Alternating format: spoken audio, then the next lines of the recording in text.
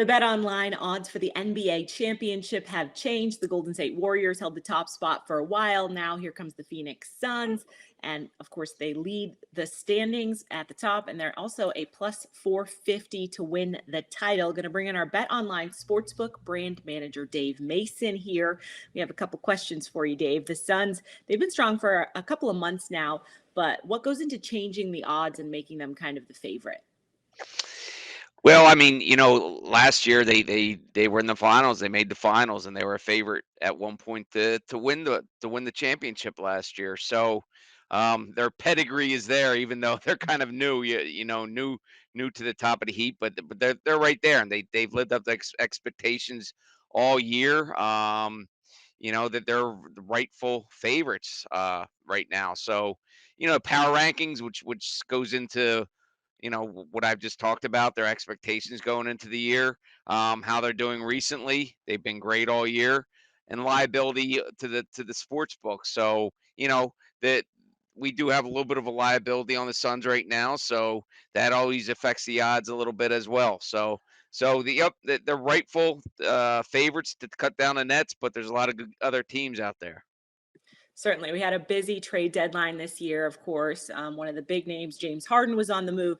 The 76ers odds and outlook has changed a little bit, but what kind of goes into that when you have a big trade? Yeah, I mean, nothing moves the odds overnight like a huge trade or a huge injury too. When a team loses a big player, their odds can plummet. But a big trade moves the needle more than anything. And a great example here: before the Harden trade, the Sixers were 14-1 to win it all.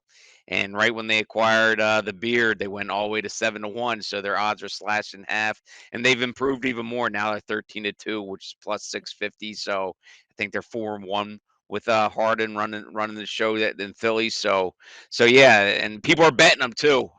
People are betting the Sixers now to win it all. People are riding the Beard train. The defending champs, the Milwaukee Bucks, they're at 650 right now at last check as well. So, how do odd makers kind of work off something like that when they are coming off a championship season, as opposed to if you have the same record but you don't have that sort of pedigree? Yeah, I mean, it's hard to say. It might move it a little bit, but even if they made the finals last year and they lost, they'd still be right about the same. Um, y- you know, it, it, they're the third team in the East. They're right behind the six, or they're right there with the Sixers, and the Nets are right there as well. So it's kind of a three-headed race as far as the odds are concerned.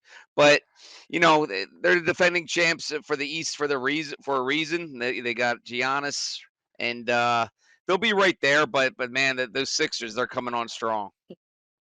The Nets used to be a heavy favorite once upon a time, but now they're about plus 750, I think, which isn't bad. But I mean, a lot of that is just kind of based on, I would assume, the drama surrounding the team. So how can we see some outside factors, maybe as opposed to play, being affecting numbers here? Yeah, I mean the Nets are. I mean they're such a wild card factor, right? I mean, you have KD. They have KD with his injuries. He'll be back healthy. Then you have Irving. Can he play in New York with the? That's a whole nother new kind of handicapping thing we've had to do over the last couple of years. Is I mean, how do you handicap that? It looks like he might be able to play in New York come the playoff time. We'll see. But, I mean, Mhm. that's huge. If he can't play in Brooklyn during the playoffs, I mean, that just impacts the number big time. And of course, Ben Simmons is he's still not playing. We talked about James Harden. He was the main player the Nets got for James Harden, and he's out now, I guess, with some sort of back issue. I have a feeling that back issue will go away after they play the Sixers.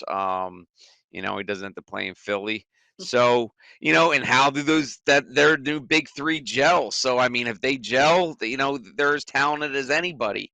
But man, there's just a lot of weird stuff there. You got to get all three players on court, make sure they're on court when they're at home, and make sure they can gel. So, if they do, they're the best team in the East. If they don't, then we'll see. It could be an early exit. So it's a little back and forth on teams like that because you don't really know. Obviously, there's a lot of different teams throughout the league that go on big runs, and those kind of play with the numbers. The Mavericks are super hot right now. How does that affect? Do you guys try to stay kind of steady with the lines, or how does that work when a team's won a bunch of games in a row?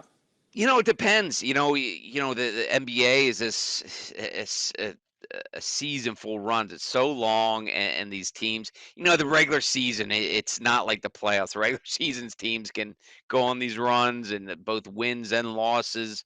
Hmm. So, it does impact it. I mean, the Mavericks. You brought up the Mavericks a few weeks ago. They're 50-1 to win it all. Now they're 40-1. So their recent run, I think they're 11-2 over the last 13. They've covered 10 of those games.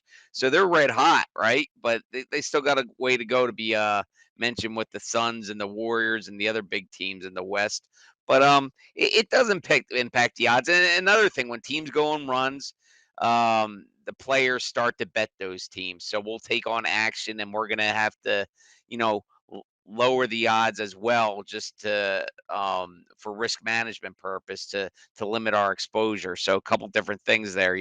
How they're moving up in the power rankings, but also people are betting them, so that's increasing our liability. So we're gonna have to handle those odds a little bit differently as well.